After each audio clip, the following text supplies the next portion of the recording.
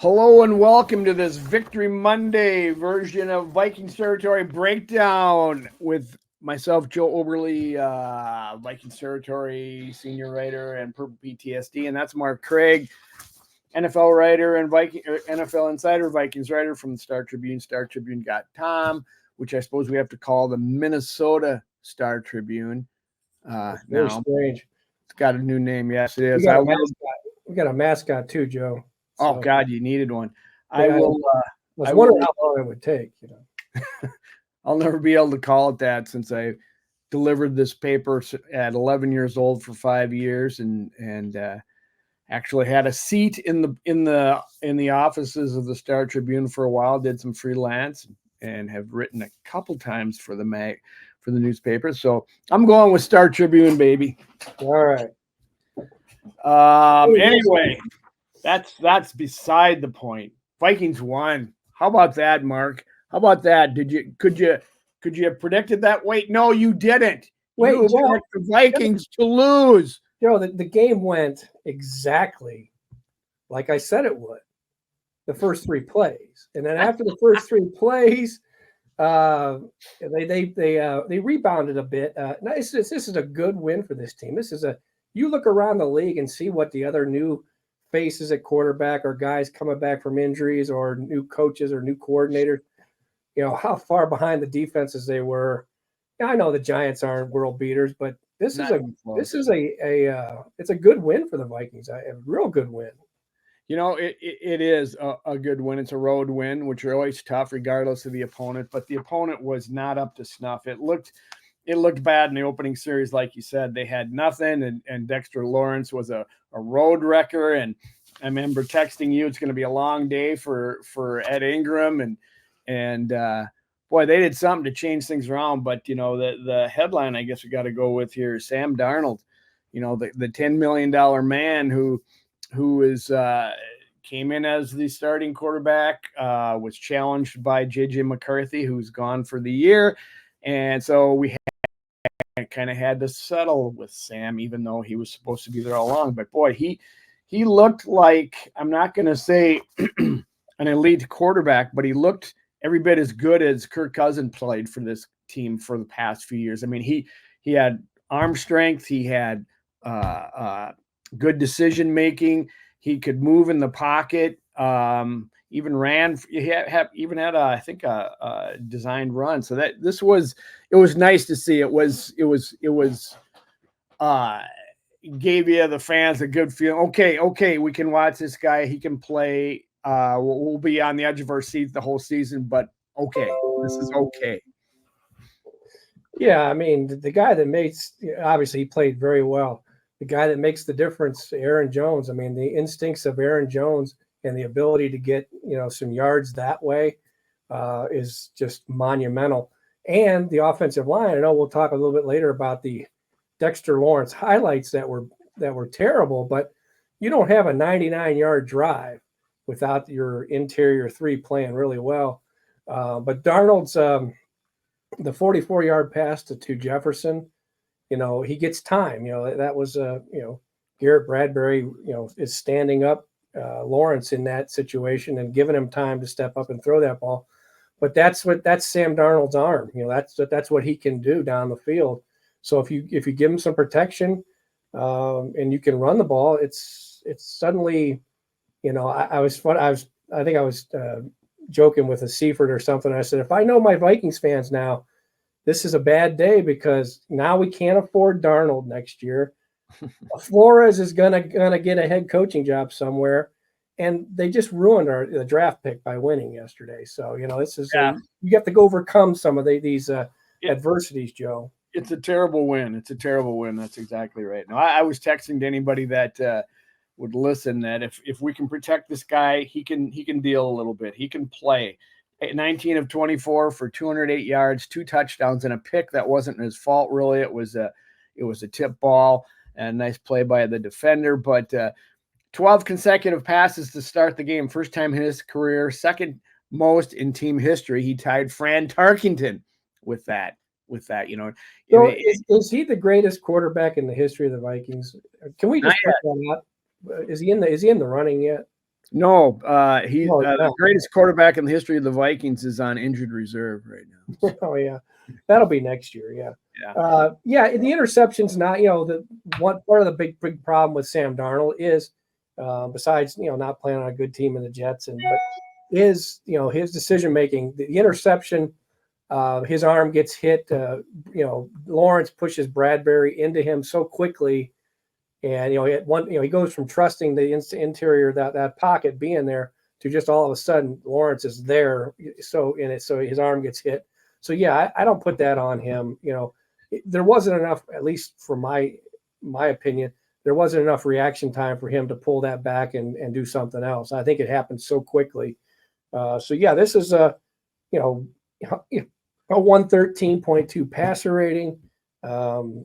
Played within the system, and it was just a really good game for him. Mark, And you could say the Giants aren't. The Giants are terrible. Daniel Jones looked awful, but Brian Flores played a role in making him look awful. yeah, he did. Yeah, he did.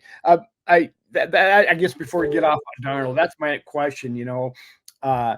Mirage, or is this something to count on? Are we going to see a better defense being thrown at him? Because the Giants have a pretty good defensive line, so that it wasn't like it was the worst defensive line that he performed well against. Can we trust Darnold to play at this level in coming weeks against a very tough schedule? Well, it's not, things don't happen in a vacuum. It's not, I mean, the variables are off the charts in the NFL. It goes from, I like the fact that he played that well on the road. Frankly, the Giants just weren't ready for that game offensively, defensively, maybe a little bit, but the future teams are going now. They get a look at what Darnold is in this offense. Last year, I'm not comparing it to Dobbs because Dobbs came in on a Tuesday and played on a Sunday, but teams caught up to what they were trying to do with him. Now, obviously, he's got more of a footing in the offense, but you're going to see, not only better teams, but you're going to see better. These next 2 weeks, you're going to see much better overall defenses in San Francisco and Houston. But you're at home. You're at home, and I think that's going to be a little more comfortable for him facing the 49ers, just like it was last year when Kirk and the Vikings beat the 49ers at home. Yeah. So yeah, I mean, I think you can expect him maybe to play like this, but there's going to be situations where the other side's going to play better, and there's going to be there's going to be sacks, there's going to be turnovers. It's he's not just going to go through the season and be a 113 passer rating all the way through the season and not make any big. He's going to have games where you're going to be, oh, there's Sam Darnold. I see, I recognize. But can you do it? Can you have 9 better games, and come at 9-8 and scrap your way into the playoffs? So, yeah, I mean, I think week 1 tells you that if they stay healthy, yeah, you could probably do that. I don't know if you read it. You probably have. Did you read your colleague Jim Suhan's column? I liked how he described Darnold. He talked about Aaron Jones coming into the stadium with a purple sombrero and Justin Jefferson coming in all blinged out, and here comes Sam Darnold in a white T-shirt and denim jacket and some baggy overalls. He just seems a little bit unassuming from a former 3rd overall draft choice who's been bounced around the league a little bit and not made a lot of headlines for great play. And so he seems humble. Seems like he's going to have a good mindset. He's probably excited about where he's at now, to have an offense around him, some weapons, and maybe he can excel a little bit. Yeah, he does seem. I haven't gotten to know him real well, but he does seem like a guy that's for a guy who has as much scar tissue as he has. He still seems to have a pretty light attitude about him, and doesn't take himself seriously, or doesn't take the obvious criticisms that he's gotten. Loads. Here's a guy that was terrible in New York. So, I mean, he knows what it's like to get, blistered. And for him to come out of this and still be, pretty upbeat guy is impressive. And frankly, he's we joke about the Vikings can't afford him, but next year, say he plays really well, and he speaking of playing well, like Baker Mayfield last year, does what he does, gets the big contract, and then he has the best week one performance by a quarterback this year. So it's probably not going to come here, but if he plays really well, he's going to find a place somewhere in this league as a starter. If he doesn't, then he's got to will he be a backup? And if he's terrible, then he might not even be a backup somewhere. Yeah. It's a good year for him. It's a huge year. We call this, in the past we've done the good, the bad, and the ugly. This is the good, and then we're going to do the great in the next segment, and then the concerning in the last one. But you mentioned him earlier, Aaron Jones, 14 carries for 94 yards and a touchdown. And the text I was making it to my son was, it's so refreshing to see that a running back go into the line, see nothing there in the interior, bounce it outside and make something out of it.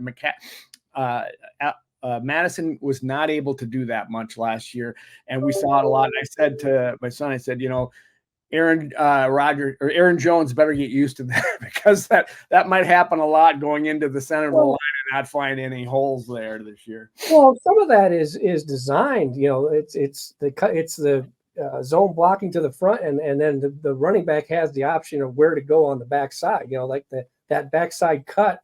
Really, in that style blocking is. How many times have we seen where maybe a guy wants to do that, but there's so much traffic in the middle? He's not. Granted, there's no gaping hole on those interior three in some of those runs, but there's no traffic. He's able to go backside without getting tripped up by someone blasting through the line. We saw so much of that. Aaron Jones had 14 carries, and only one carry by any running back lost yardage. He lost a yard on one carry. How many -1, -2, -3s have we seen in recent years where there was even though there might not have been big holes in the middle there, he's scraping across the backside and finding his hole. And I was talking to him when I did I said my most valuable players for the weekend for my Sunday story was Bradbury, Blake Brandel, and Ed Ingram. And I was talking to Aaron Jones, and one of the things we were talking about that I didn't put in the story was, how quickly can you change, from this hole to this hole? And he just snapped his fingers like that. He goes, or maybe quicker, and we saw that, that's, as long as he's fresh. One of my 5 extra points was picking a nit with nitpicking.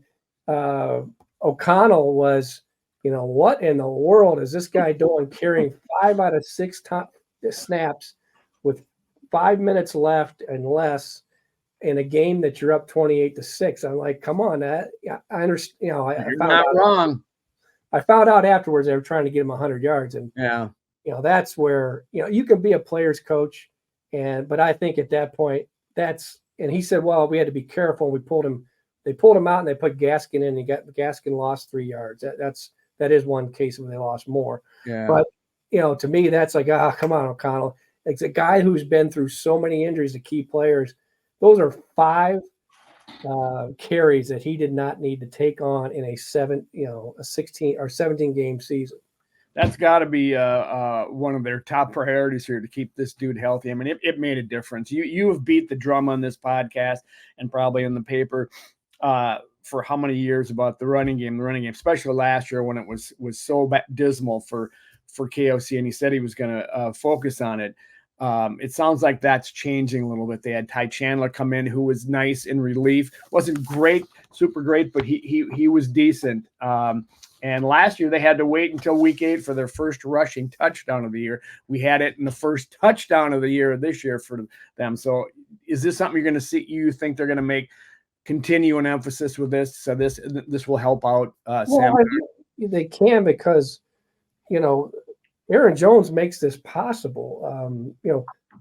Alexander Madison was a huge mistake to go from backup to feature back, and then they stuck with him way past when they should have switched over to Ty Chandler. They didn't do that till late in the year.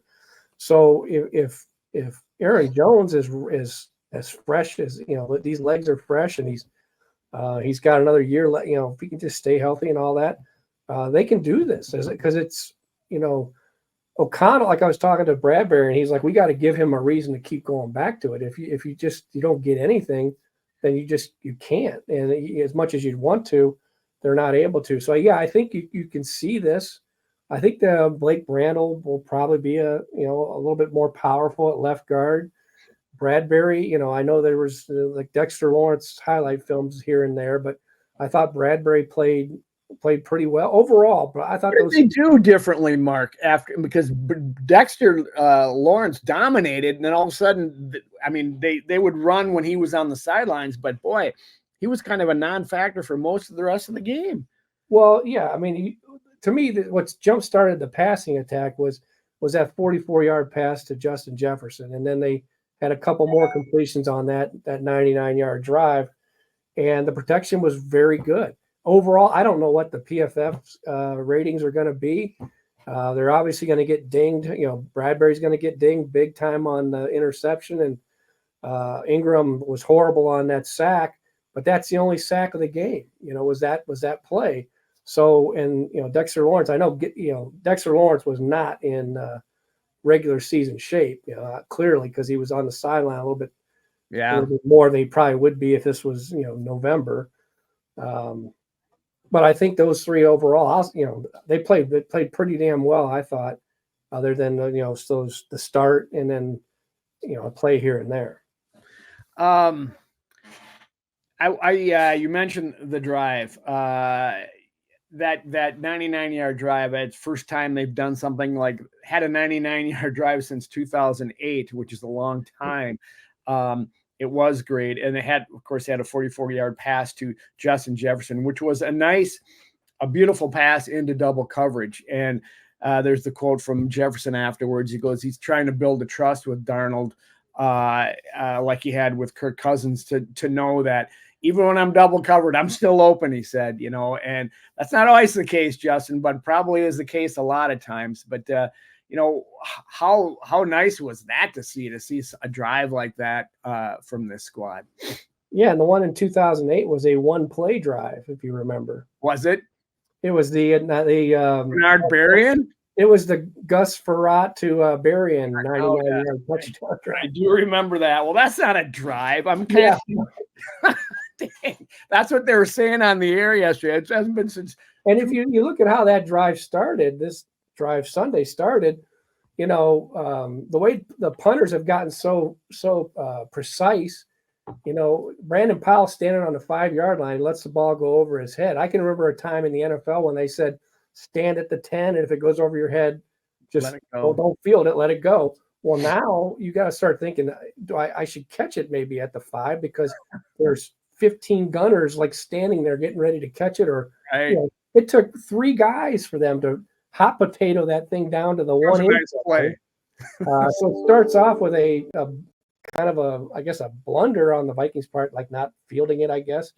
And then, they go for, and also it's probably, I think there was only 1 penalty on that drive. So it's probably 104 yards because inside the 10, Blake Brandel gets, on the Vikings in their own 10, and, they're just the shadow of their goal line over their shoulder, and there's a false start. So they're moved back. So, that drive was over 100 yards. Wow. If you factor in the penalties. So, yeah, that was a case of you can't the offensive line might have had some hiccups here and there, but you can't have drives like that and not be doing something very well on the offensive line. I got to point out one other play that really stuck out for me, and this is a tip of the hat to KOC on the play call on the Jalen Nailor touchdown. Jordan Addison goes out with an ankle injury, and Nailor comes in, and they put Jefferson in motion, and I heard on post-game analysis that he moved towards the line, which should have been called for a backfield in motion or whatever you call it these days, because you're not supposed to go towards the line, and in fact he did.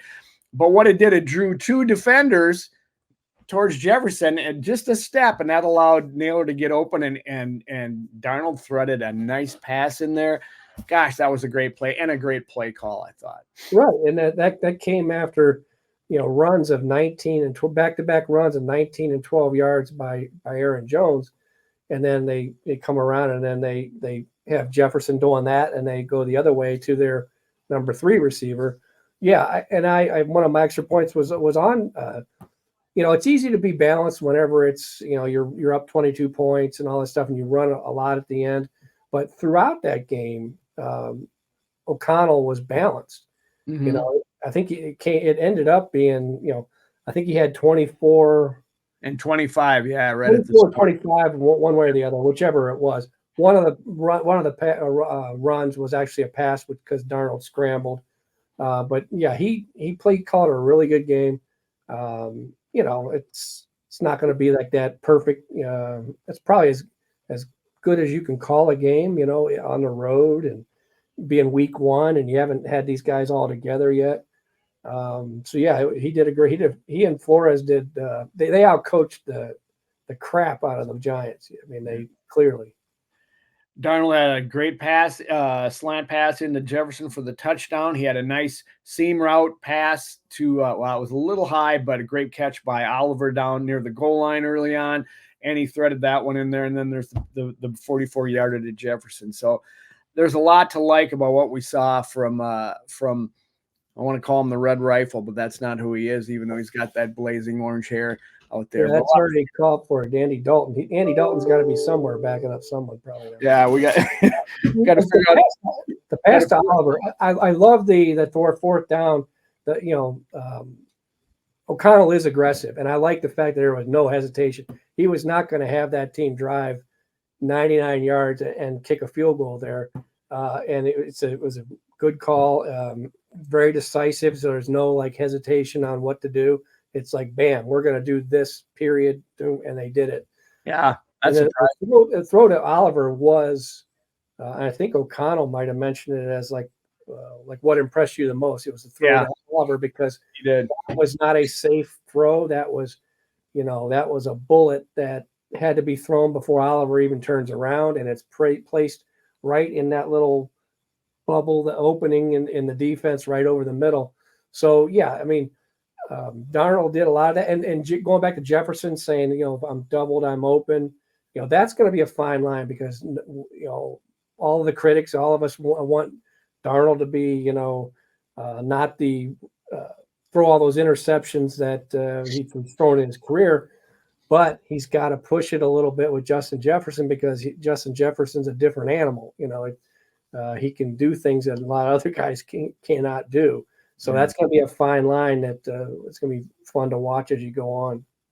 Okay, that was the offense. That was the good. We're going to take a quick break and come back and talk about the great, as you can tell, was the Vikings defense in a 28-6 win. And 3 of those points were the defense having to hold the team to a field goal when C.J. Ham fumbled. So come on back and we'll talk about that and more on Vikings Territory Breakdown. All right, folks, welcome back to Vikings Territory Breakdown. The Vikings 28-6 victors over the Giants in New Jersey in the Meadowlands yesterday. Great win for them on the road to start the season. As I always like to say, that they can sell beer this season because they didn't lose the opener. They won the opener. People always find, whether they're happy or sad, they find a way to the beer truck. That's true. What was great yesterday was the defense. The defense gave up 6 points, and the 22-point win was the biggest margin in Casey's short tenure with the Vikings. If we recall, 2 years ago when he had 13 wins, they were all last minute, so you aren't going to find too many 22-point wins for Kevin O'Connell. But a lot of things to point out there in the defense. It starts for me with Andrew Van Ginkel. I was just, when they signed him and I read about who he was and I knew that Flores knew him, I said, okay, this is somebody Flores wants to know. I'm sure he pushed to sign him. I think he's going to be good. He came in injured and he didn't have he was kind of missing a little bit at camp. But I was excited to get him, and he proved me those feelings correct yesterday because he was all over the field making plays. And, of course, he had that huge read on the on that screen pass to the flat. He stepped in the passing lane, picked it off with one hand, corralled it, and ran in for a pick six. What a game by that guy! What a as much as Aaron Jones was had a huge first game in purple, so did Andrew Van Ginkel. Yeah, when he was signed, I didn't know what to. I used to see a guy with a crazy motor, the hair flying everywhere, and you're thinking, I don't know. And he got hurt at the end of last year. But for me, the benefit of the doubt was that it's a Flores signing. Flores wanted him. Flores goes out and gets him, and we could see what Flores can do with guys like that because we saw Josh Metellus. Josh Metellus is kind of a smaller version of what Van Ginkel is, kind of in the back half or the back side of the defense. This guy, not only did he have that, I mean, when he scored down that interception, did he look like he was like, can you believe that just happened? It's like, he had, but then it turns out he had one like that just last year, that quick, like 1.2 seconds or whatever. But he also had his sack on that 3rd and 5 was a sack for no gain. He basically, because Daniel Jones is taken off. Daniel Jones had at about because Van Ginkel tackles him at the 5 for no gain for a sack. But probably at the 1 or 2 is Cashman. Blake Cashman. He's standing there. Maybe Blake makes a tackle, maybe he doesn't.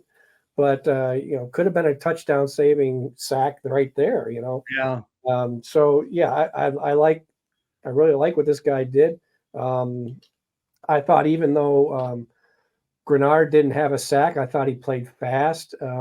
Dallas Turner, I've been on record as saying I gotta see it to believe it because I just didn't see much in the preseason other than that sack against the Raiders. He looks pretty good. Although I think his first NFL snap, he lined up like 5 yards offside. Right. Once he got that one out of his, he's anxious, Mark. He's anxious. Yeah. He had 1 sack and 3 tackles. The team itself had 5 sacks and 12 QB hits, and one of those QB hits I think came from Grenard, who got in and almost got home for a sack. 2 of the sacks were by Patrick Jones. Dallas Turner gets his first.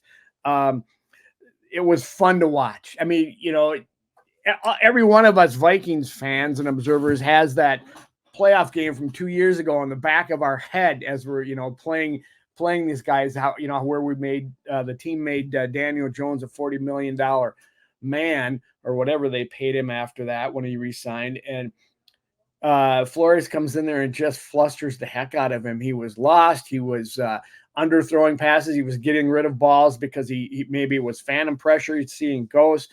But boy, what a change from that to watch the defense. Yeah. For the Jones. What fascinated me was that one thing I charted as I watched the game was, I think I broke it down to 3rd and 5 or longer, and he did that. He flummoxed the guy. He had him totally confused and baffled and bewildered, and he did it without sending extra rushers. I mean, how's that? It's a 3rd and 5 or longer. I charted. I think there were 13 of those situations, and he sent more than 4 rushers only twice. So he's rushing 4, but he was showing. Sometimes he's showing everything. He's got everybody up there. Very similar to in different type of defense, but similar to what Zimmer does. Right. Or Zimmer did it to Cleveland, and used to do it to teams when he was here. Just showing all kinds of different things. Well, Donatell didn't do that. Quarterbacks were so comfortable when they faced Donatell's defense. But in this defense, he was uncomfortable, and I think he was feeling some pressure when it wasn't there. And the 2 pressures in those situations that I charted was that they came in the 4th quarter when it was already decided. The game's already out of reach. So he kind of goes after him, just because the game's over. And one of the times he sent 5 was in the red zone, and Jones rushes it, hurries up and rushes the ball, incompletion. Then it's 4th and 8 or whatever it is inside the 10 or 11. And that's when he throws the interception to Harrison Smith, and that's on a 3-man rush. So a lot of the confusion was, sending, pre-snap and then dropping guys into coverage. And Daniel Jones was, Brian Daboll was coach of the year in 2022. And Brian Flores made him look like a high school coach. Wow. Brian Murphy was leading tackler with 9. I think it was quiet. You didn't even hear his name that much, but he was constantly making tackles. Is that not a good I've always heard in the past that if you're secondary making tackles, then something's wrong because it's not in the front line and it's not the linebackers. But is this maybe a design of this, or just a design of this game plan where they were forcing? I don't know why is that? Why do you think he was your leading tackle? Well, he plays in the slot a lot. I mean, when they have 3, he's in the slot a lot, and so he's closer to the action. We weren't saying that when Antoine Winfield was here. Antoine Winfield was the best. He might be the best tackling cornerback to ever play the game. I agree. Just were a lot at the line, though. Yeah, and there wasn't. There are some of those where if you're getting killed and your safety is your leading tackler and he's, making tackles after 10-yard gains, after the catch. But this was just a good solid defensive performance. I think they had 240 yards, whatever it was. Yards, yeah. The thing is, you look at, I think the Vikings offensively only converted like 3 of 10 third downs or something like that. It was, and they didn't, their numbers weren't big, but they were efficient. Harrison Smith, you mentioned this, gets his 35th pick. He's the leading active player in the NFL with interceptions at 35. And didn't I say? I guess he's 35 years old as well. Isn't that correct? It's 35. He's got a pick for every year of his life. It was kind of an easy one, but they all count. It was nice to see, and I think that wasn't that a milestone for him on some point, or maybe he was tied with somebody, and this puts him ahead as the leading active interceptor. Well, what it does, Joe, is it moves him within 47 interceptions of breaking Paul Krause's. I knew you were going to say that record. They say records are made to be broken. There's no such thing as an unbreakable record. That is the unbreakable record. Yeah, there will be nobody without. I mean, I think Harrison Smith. I don't know if he had an interception last year or not. I think he did. Yeah. Okay. I've joked with him because they've had a stat. They had a stat that's been in their weekly release for, I don't know. It's been like a year and a half where he needed or maybe it was just last year, where maybe it came after like the Carolina game where I think he might have had 3 sacks. He needed like a half a sack and maybe an interception to join this list. Yeah, that's what it was. Long list of people. And I was talking to him one week and I said, Harrison, can you just get the half sack so they can move on to some other stat for you? Because it was he's like, hey, I'm trying. But I was talking to him, last week about, I think I might have mentioned it last week about how he was watching film of 2022 and he said, I don't even recognize this. I didn't even recognize myself in that, just how out of character and out of, sorts they were in the defense that they played. Well, they've been mentioning him in years past as potential, maybe probable Hall of Famer, and you're going to have a vote for that down the road. So this will help in his candidacy to become the active interceptor in the league. You think that's in his future to get a jacket? Unless you're like Reggie White or Tom Brady, I don't venture into that speculation because, you want to be able to give it the due respect that it deserves whenever it comes time to do that. I told him last year, I think it was, I said, you just got to get you can just get 2 more first team All Pro. And he goes, they're kind of hard to get at 34. I said, well, because he does have he has the one first team All Pro. He's got 6 Pro Bowls, right? 6 Pro Bowls. Yeah, I know obviously All Pro carries some more weight. And, right.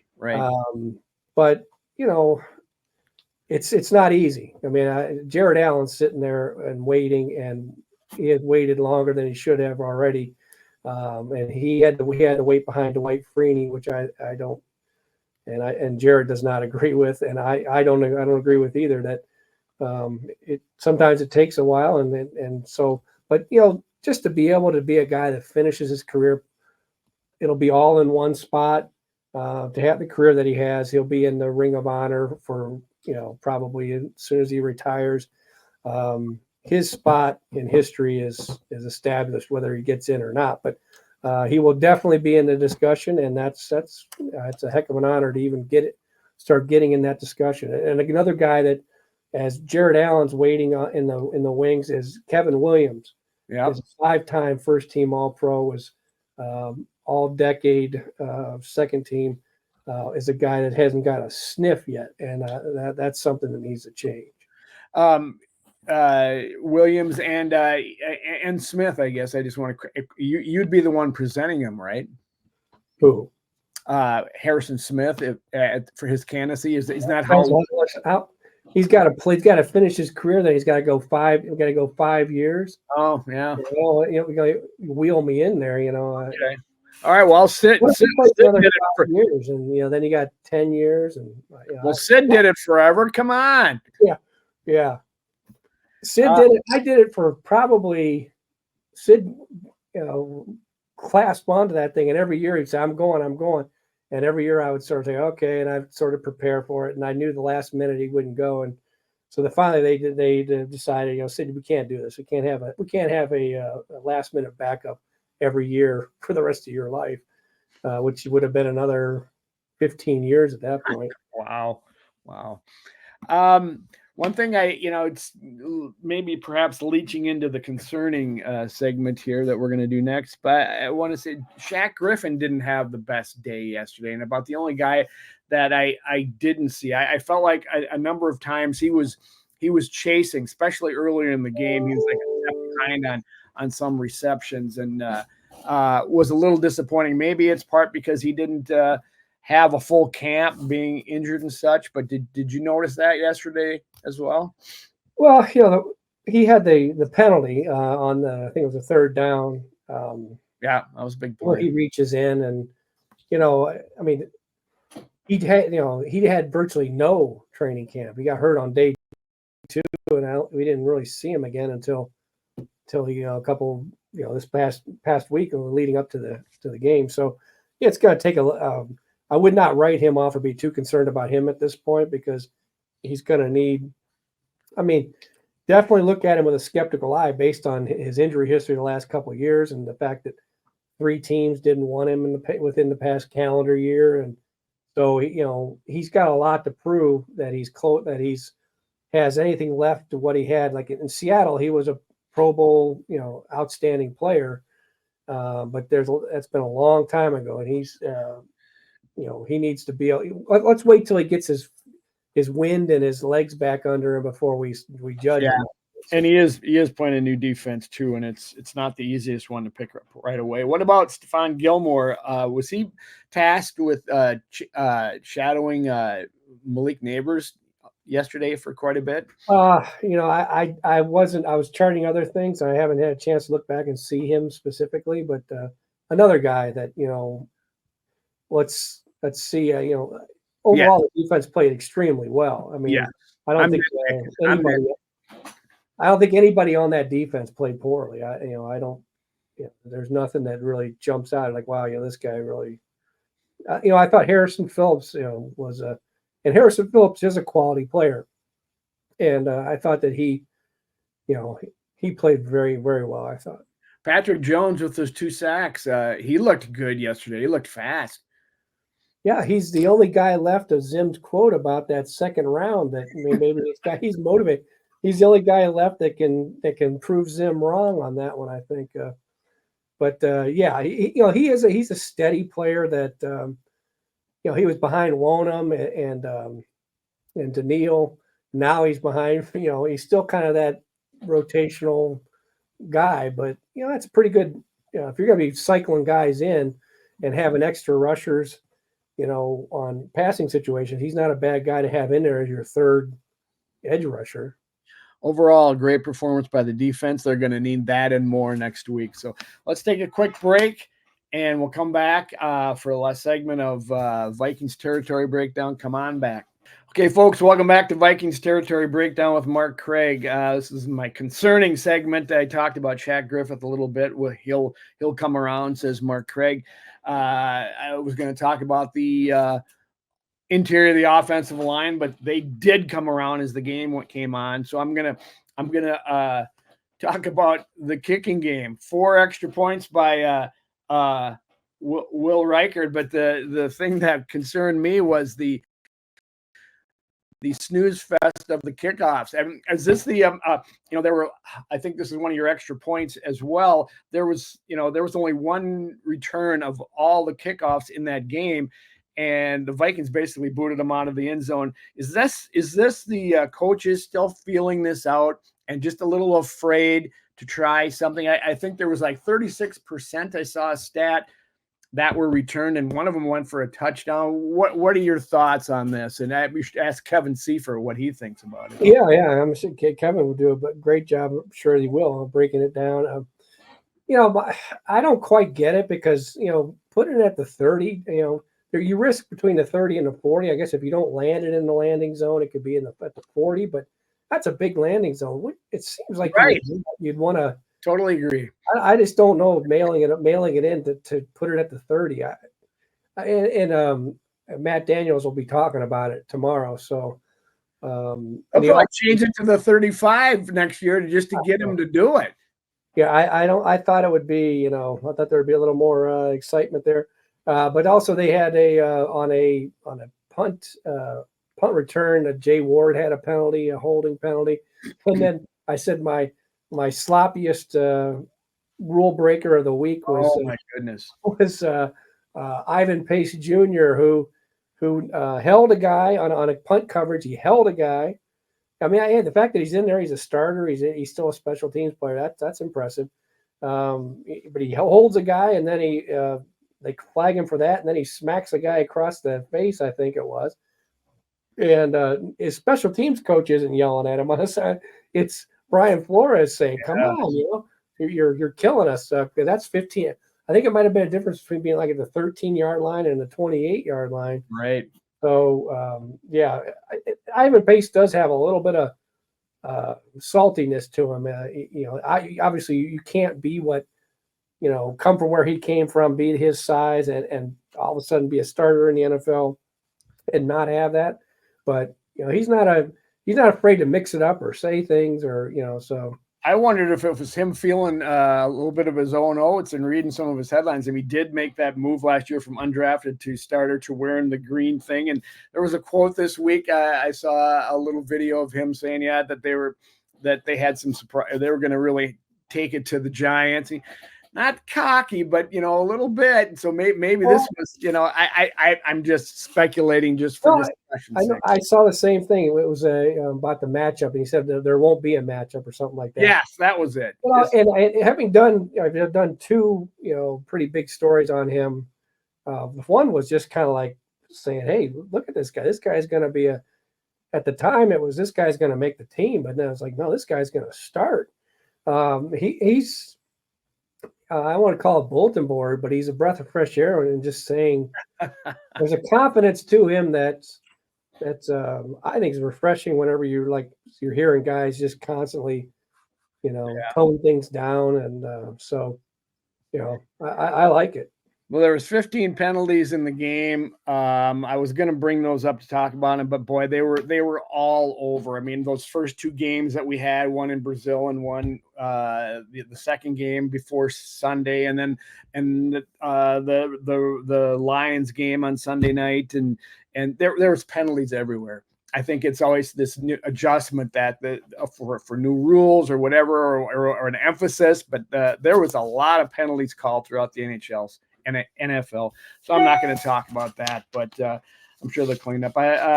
Injury wise, I read that Bradbury was a little dinged up, but he should be all right. Jordan Addison left with another ankle injury, which isn't the ankle that he had hurt earlier in the year. Any concerns there? What do you think about that? Well, yeah, for sure. With Naylor, having two tender ankles, I mean, I could see. It's way too early in the week to know, but you could see if he's leaving a game early, and that's really his first action. He was limited in practice last week, so it means he basically did nothing. He's done nothing since he hurt the one in Cleveland, and now he's got this. I could see him missing this game for sure because he's. It's Tristan Jackson time, who was inactive yesterday and had a great preseason. Maybe we're going to see him next week. He probably will if Addison's down. That's for sure. Yeah. Want to jump around to some of the talking about the NFL and all their penalties. There's some other headlines. There's a lot of stuff going on. And speaking of injuries, the Packers lost down in Brazil and they lost their quarterback for a little bit. Jordan Love got hurt, and we still haven't had definitive information on what it is. They're saying maybe an MCL sprain, 3 to 6 weeks. But I think he was going to get fully evaluated and we would know more. But I don't know. Have you heard anything? Is that what it's going to be? I just saw the 3 to 6 weeks. He didn't get the memo that he's supposed to carry this 16 years into the future without any kind of injuries and stuff like that. But, yeah, I mean, I picked the Eagles to win. The Packers looked, okay. I think that, Aaron Jones is, while he's a great addition to the Vikings, I think he's, and they got Josh, they got the running back they're replacing with Josh. I'm drawing a blank on the name, but Jacobs. Yeah. I was going to say Josh Freeman, but they don't have Josh Freeman at running back. No. I don't know. I didn't pick the Packers to make the playoffs. Now with him being out 3 to 6 weeks, maybe I guessed right. I don't know. Well, your other pick, your Super Bowl champion, dodged a little bullet last night. They almost got beat, and Did you watch the overtime? I did. David Montgomery. I mean, I haven't seen a running back run that hard since Earl Campbell. I mean, when they got into overtime, was there any doubt that they weren't going to go down the field and score? No. And they were going to crash, and they did it running the ball. Yeah, an NFL team lining up and just with a guy running that hard, and you just knew, like when they got inside the 10 or the 20, it's like it's over. It's all he's got to do is hand it to. And man, I was so impressed with how hard he ran. I don't know if he's ever. He's obviously a good running back, but has he ever had a drive like that in his career? I was thinking as I was watching it was mostly Gibbs most of the game with Montgomery spelling him every once in a while. I thought he was fresh. He was fresher than the rest. I know, but it's just the way he ran. I mean, maybe check the wire and see if Aaron Donald has been re-signed. He might come out of retirement after seeing that defense get gashed by the Lions. But yeah, the Lions. I like the Lions. Obviously, I picked them to go to the Super Bowl, which probably guarantees they won't. But overall, Week 1 was it was sloppy. But you can't protect the players the way they protect the players, where you really don't practice that hard. You don't play in the preseason and expect them to flip a switch and do everything within. We were seeing the fourth preseason game last week. In a number of cases, we were seeing the fourth preseason game. There were 2 games where the team won without scoring an offensive touchdown. The Pittsburgh Steelers beat somebody, and the Bears won with 2 defensive, 2 special team scores. So it was sloppy. I was just saying that's 4th preseason game going on. I wanted to bring up one other play that I noticed, or I just saw this morning in the Lions game from last night. It was a tweet from Warren Sapp, who, when Matthew Stafford threw that interception right before halftime, which would have really helped those points for them. He threw an interception. It showed that he didn't even see this defender sneak in front of his intended target for the pass because he had the same color uniform as the the whole end zone, and then the end zone behind them was all the same color. It's right. Oh my God, what a genius thing for whoever designed that stadium. They had the full jersey. It was all blue. You couldn't see the defenders sneak in there. Maybe you switch it. You switch it by whoever's coming into town. If they make it red when the Cardinals are, or whatever. I think we're going to hear more about that. I thought that was really interesting. Tyreek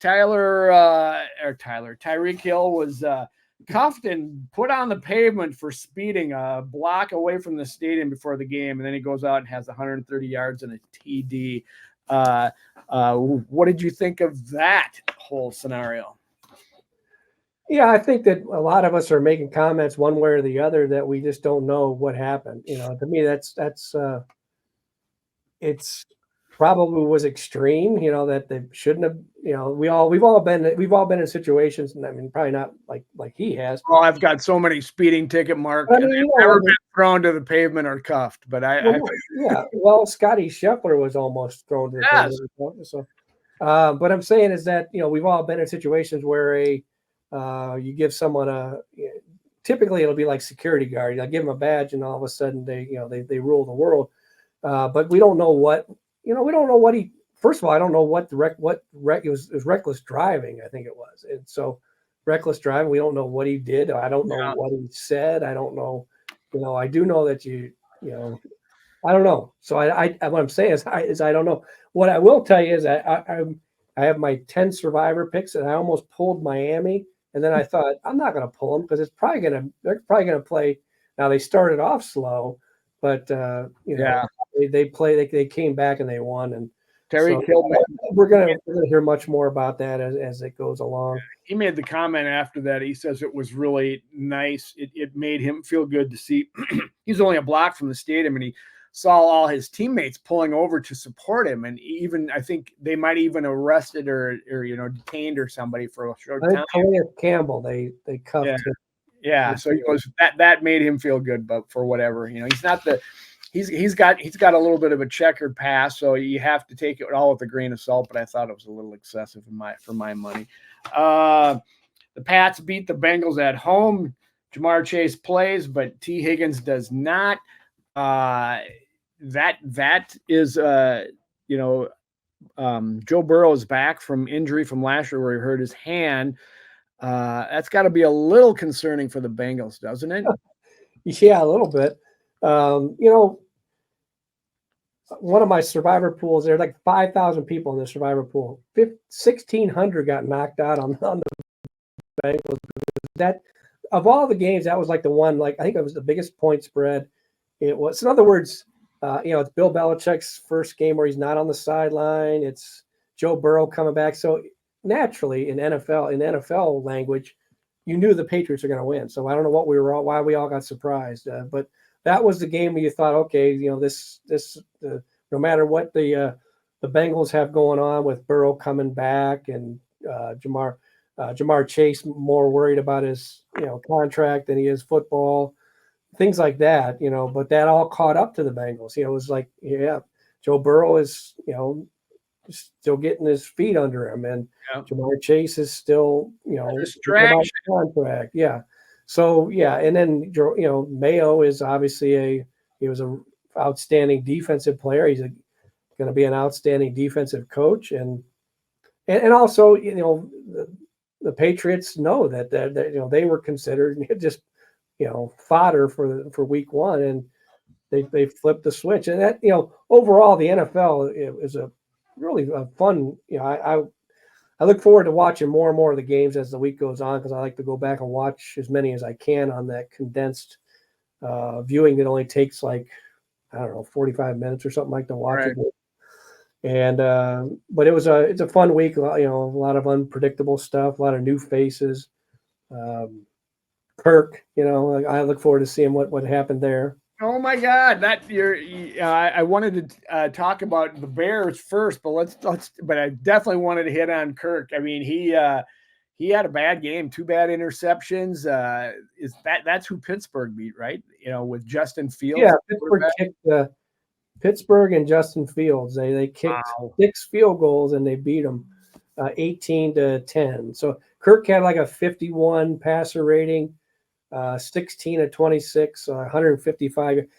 Typically it would be Kirk would, Kirk would have his numbers and then they would lose, or but in this case, I don't know. I didn't see enough to.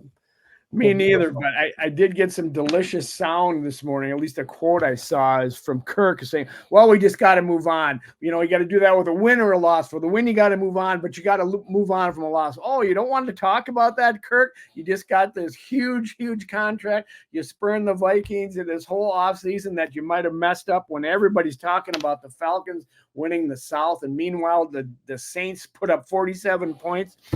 I think you should have talked about that, Kirk. I think you should have addressed that a little bit. I don't know how much he spurned the Vikings. I don't know how much the Vikings. I don't think the Vikings wanted him. It was kind of would be the. They made an offer. Yeah, well, they knew that. I think they knew that offer wasn't going to hold up.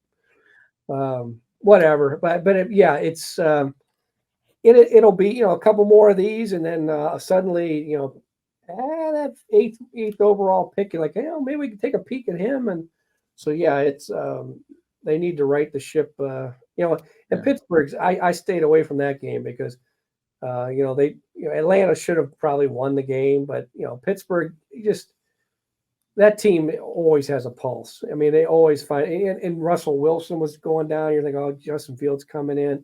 You can never, ever count that team out, especially with Mike Tomlin with the job he does.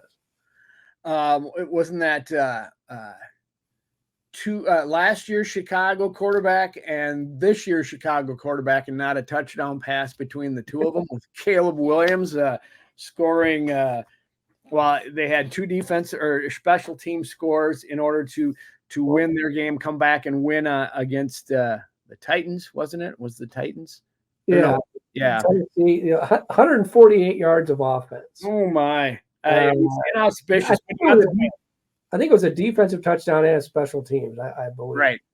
So it's what do we make of Caleb Williams' inauspicious debut in victory? Well, I haven't seen enough, but it kind of goes the way that you would expect it to go. A guy comes in, I haven't seen it yet, so I look forward to watching it. I do, even though, and here's a good example of, like in Washington, Jaden Daniels, looked like he ran the ball really well. Looks like his statistics were better passing, but he loses. And Caleb Williams, has horrible numbers, and the game is terrible, and they have 148 yards of offense, and he's got to win, and that win will be with him forever. It'll be, Can't let you get out of here without talking about Zim's return to the NFL. Had a great game by the defense down in Dallas, and just took care of your Brownies. Here I got the Browns defense on my fantasy team, and I was excited. They got a sack in the first series. Here we go, and boy, then it was over. That wasn't the problem. That side of the ball wasn't the problem. Yeah. Zim's players hated him so much. They hated him so much this week. They went out and beat the hell out of the Browns. That was, that's kind of like a wheelhouse game for Zimmer. Deshaun Watson. And think about this, that game, before the game, hours before the game or whatever, Dak Prescott signs a deal for $231 million, guaranteed $60 million a year, which is a record. $231 million is one more than Deshaun Watson got to come to Cleveland. And you think about, I'm not a big Dak guy. I think there's a lot of comparisons to Kirk, when it comes to the big games or postseason. But, I would say he came closer to earning it than what Cleveland did and went out and got Deshaun Watson at a time where Deshaun Watson, I don't know. But getting back to Zim versus Deshaun, it's like that is a game where I'll put my money on Zim with that defense every 10 out of 10 times when it comes to Deshaun Watson trying to decipher what's going on. And look out for Dallas this year. It's all I can say. Yeah, I mean, it's week one can be an overreaction because you tend to overreact on week ones, but they look fantastic. We better talk about the Niners that are coming down the pike here. I've been excited all day since yesterday about how the Vikings played because I've called it a transition year. But the thing is, we know the schedule is going to be tough and it starts next Sunday. The Niners are playing tonight against the Jets. So we'll get to watch them and see what they got. But they are always, as usual, loaded with everybody from Christian McCaffrey, Deebo Samuel, Brandon Ayuk, who's signing in, Brock Purdy, and they got a Bosa on their team. Mark, without having seen him play yet in this regular season, what do you think? How do you think the Vikings will stack up at home next week? This will be the way too early podcast on the week 2. I mean, we don't know about Christian McCaffrey. He had a calf. Christian McCaffrey, as great as he is, and he's great. He's due for an injury. He just has that. It's been a while since he's had that injury where you're like, and he comes into week 1. At this point, we don't know if he's playing tonight. He's got a calf injury. Then there's going to be a short week. Trent Williams, when they played here last year, I believe they were without McCaffrey. Mm-hmm. No, McCaffrey played, but Bosa didn't play, and I think Sweat didn't play. Well, Trent Williams did not play. That's who didn't play. Yeah, not Sweat. And maybe Deebo Samuel didn't play. Yeah, they were shorthanded last year whenever the Vikings. They were. Yes, they were. But so you're talking about a short week, having to go on the road. Trent Williams was a holdout, not a hold in. Trent went old school, and I think they fined him $1 million or more, whatever it was. Was a holdout. Ayuk was a guy that I think missed time because his contract situated. McCaffrey is, we don't know his health status. So, but they're still the 49ers. They are as, physical as any team in the league, so it's going to be, we'll assume, I guess that they're going to be 100%, whatever, but it's a big jump from the Giants up to even though you're at home, it's a big jump. Well, you're in the hole because you picked the Giants and I picked the Vikings this weekend, so I got a 1-0 lead on you. So I guess that means I got to go first in our prediction to see what we're going to grab here, and so that you can make your prediction after that. So. Yeah, you just nailed it. I think they're closer to 100%, certainly if McCaffrey plays. So I've got to see. Wow, are you gonna rain on this purple parade? Yes, I am. This team was in the Super Bowl last year. They're very good, and the Vikings. We've seen in the past what happens when they come off a very emotional high victory, which they just got yesterday. They might need to, not celebrate too much, and I don't know that they are. However, being humans, you do that. So I'm going to pick the Niners on a short week, who are just going to be in grind mode, and especially if they get beat tonight, they're going to come there and they'll beat the Vikings in a squeaker next week. You're not allowed to sign off with your skull now after that.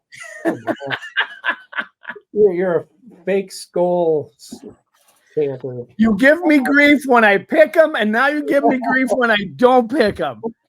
To me, if McCaffrey doesn't play, could change my mind. But this way too early stage, I'd stay with the 49ers. Just a better team.